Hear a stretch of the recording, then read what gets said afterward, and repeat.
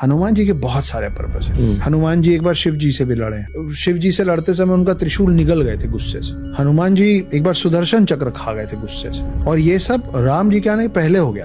पर वो पहले से चिरंजीवी थे, पैदाइशी चिरंजीवी थे, या उन्हें कुछ वरदान मिला? उनको बहुत सारे वरदान मिले। जैसे आप हनुमान चालीसा में ही आगे जाते हैं तो हनुमान जी जब बाल रूप में थे तो उनको लगा कि सूरज जो है वो फल है, उड़े खाने के लिए। ये इंटरेस्टिंग बात है कि हमारे हनुमान चालीसा में जो डिस्टेंस लिखा अर्थ और सन का, it is very very close to the real distance between earth and sun. और हम हनुमान चालीसा कब से पढ़ रहे हैं, तो हनुमान उड़े उसको खाने के लिए, उनको रोकने के लिए इंद्र ने अपना सबसे स्ट्रॉन्ग वेपन चलाया, उसको वज्र कहते, उससे हनुमान पे हमला कर दिया ये, और हनुमान के चेहरे पे चोट लगी और मूर्छित होकर नीचे गिर गए। हनुमान है वायुपुत्र, तो वायु नाराज हो गए तो उन्होंने पूरी दुनिया की हवा रोक दी, सब मरने लग गए।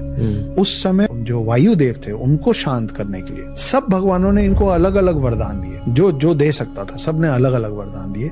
उन सब वरदानों का मिलके और ब्रह्मा जी आए, और ब्रह्मा जी ने बोला कि अगर वायु को इतनी तकलीफ हो रही है तुम्हारे जाने से, कभी नहीं जाओ, तुम अमर रहोगे। लेकिन साथ में वो छोटे थे तो उनको समझ नहीं थी सही और गलत की, इसलिए साथ में ये भी दिया गया कि तुम अभी भूल जाओगे सबको, तुमको याद तब आएगा जब राम आएंगे।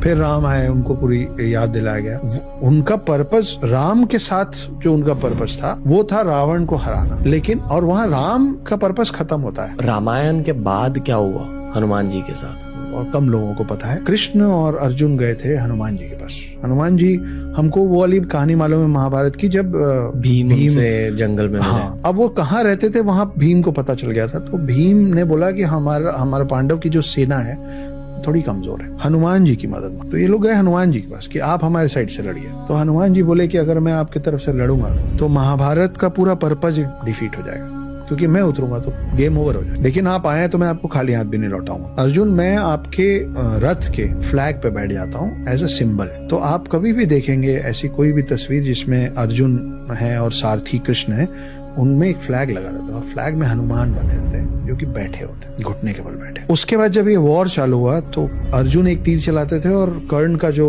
रथ था वो कई फीट पीछे चला गया। फिर कर्ण एक तीर चलाते थे तो अर्जुन का 2-3 इंच पीछे जाता, और कृष्ण तारीफ करते थे कर्ण की, क्या तीर चला है। 3-4 बार ऐसा हुआ तो अर्जुन बिल्कुल बिफर गए, और कृष्ण को बोले आप मतलब क्यों कर रहे हैं आप ऐसा, वो इतना सा हिला देता आप उसकी तारीफ करते। तो कृष्ण भगवान बोले कि अरे नादान, वो जिस रथ को हिला रहा ना उसमें हनुमान बैठे हुए, वो हनुमान को हिला दे रहा है। तो तू सोच कि अगर हनुमान नहीं होते तो कहाँ जाता, तो हनुमान वहां भी रहे। और हनुमान की गाथा तो कल्कि के साथ खत्म होगी, जब कली और कल्कि का युद्ध होगा तब फिर आएंगे। तो ये 7 चिरंजीवियों का पूरा जो मिशन है, जो पर्पस है, वहां खत्म होगा।